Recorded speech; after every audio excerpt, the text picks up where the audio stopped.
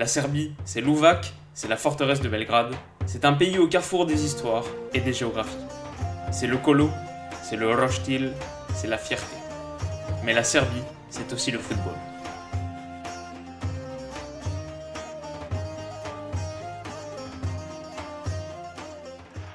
Ευκαιρία, Μίτροβιτς, ζητάει ο Πρίγκοβιτς, από κοντά γκολ! Ο Πρίγκοβιτς δίνει τη λύση στη Σερβία στο 74! Yo les amis, j'espère que vous allez tous très bien. Après la Corée du Sud mardi et le Sénégal hier, on poursuit notre découverte des sélections qui vont rythmer l'été russe. Place à la Serbie.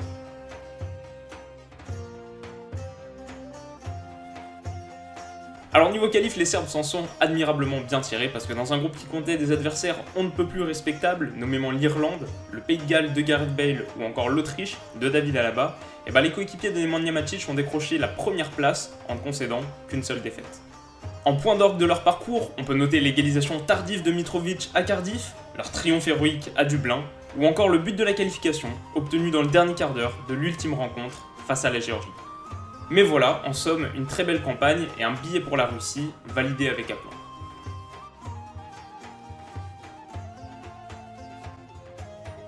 On remonte un peu dans le temps maintenant, et il faut dire que l'histoire footballistique de la Serbie danse forcément un ballet serré, avec son histoire politique. Intégré dans le royaume yougoslave, qui décroche la 4ème place à la première Coupe du Monde de l'histoire, la Coupe du Monde 1930, c'est ensuite sous les couleurs de la République socialiste de Yougoslavie que les Serbes se distinguent, notamment en 1962, l'année d'une Coupe du Monde chilienne qui les voit rééditer leurs meilleures performances. Nation mère de grands footballeurs, la Serbie a offert au monde, dans les années 90, des joueurs du calibre de Dragan Stojkovic, Dejan Savicevic, Predrag Mijatovic ou encore le maître artificier Sinisa Mihajlovic. Depuis 2006 et la dissolution de l'Union de la Serbie et du Monténégro, la Serbie porte indépendamment ses couleurs sur la scène internationale et son plus grand fait d'armes est peut-être un succès 1-0 contre l'Allemagne en phase de groupe de la Coupe du Monde 2010, un match qui a marqué l'histoire sportive serbe.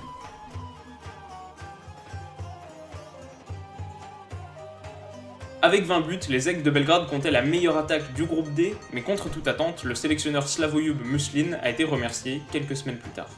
La raison avancée par la fédération, sa trop faible intégration des jeunes éléments serbes, la pépite Sergej Milinkovic-Savic en tête, mais plus généralement un certain nombre de joueurs sacrés champions du monde U20 en 2015.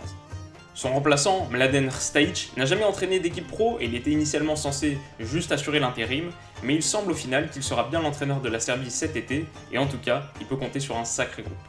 Ça me permet de faire la transition avec l'effectif, mais la première décision de Rstajic a été de transférer le brassard de capitaine, qui était la propriété de Branislav Ivanovic, ex-Chelsea et pilier du Zénith, à Aleksandar Kolarov, le latéral gauche de la Roma qui s'est particulièrement distingué cette année.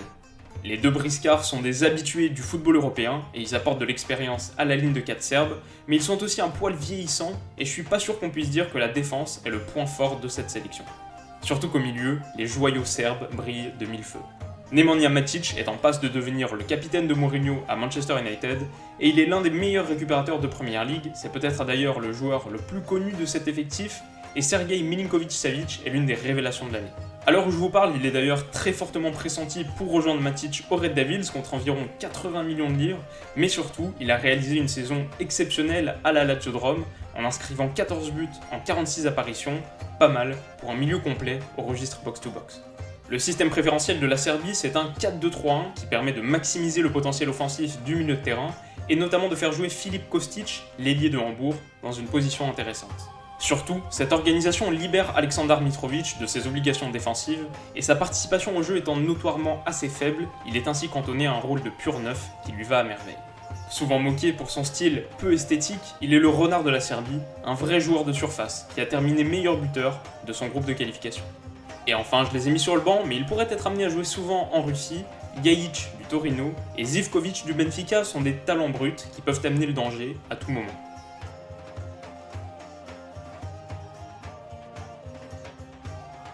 Alors à mes yeux, le groupe de la Serbie devrait être pour eux un motif de satisfaction. Parce qu'à part le Brésil qui semble vraiment intouchable et qui présente un des effectifs les plus impressionnants de la compétition, la Suisse et le Costa Rica sont des adversaires à la hauteur des Serbes. Et alors je sais pas s'ils partent particulièrement favoris, la Suisse s'en sort souvent assez bien en Coupe du Monde, et le Costa Rica a quand même été quart de finaliste de la dernière édition, mais on va dire que c'est un tirage qui ne condamne pas les coéquipiers de Kolarov.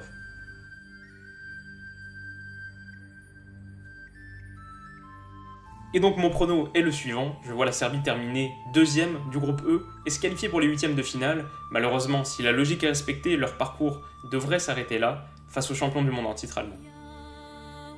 Et vous, qu'est-ce que vous en pensez? Est-ce que la Serbie se sortira de ce groupe E? Et qui est l'équipe européenne la plus sous-estimée? Faites-moi savoir tout ça dans les commentaires. Pour être aussi sale qu'une reprise de Matic, Objectif Coupe du Monde a besoin de votre soutien. Alors si cette vidéo vous a plu, n'hésitez pas à mettre un gros like, et pour ne pas rater la prochaine, abonnez-vous à la chaîne, c'est gratuit, et c'est une super manière de m'encourager. À demain.